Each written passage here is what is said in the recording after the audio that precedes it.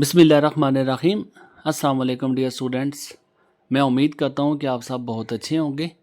दी happy Prince Oscar Wilde की एक जादुई दुनिया के बारे में माफूकुल फितरत और एक ऐसी कहानी जो बच्चों में बड़ी मकबूल रही है और इसके साथ साथ ज़िंदगी का बड़ा ज़बरदस्त सबक देती है। मज़ीद इसकी जो एक्सप्लेनेशन है उर्दू में लिखी हुई है।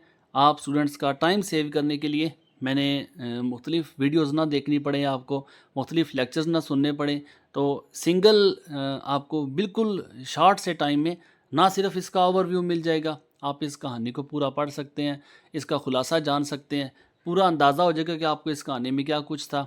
और इसके अलावा चाहे किसी भी किस्म का क्वेश्चन आता है, आप इसको अटेम्प्ट करने के काबिल हैं।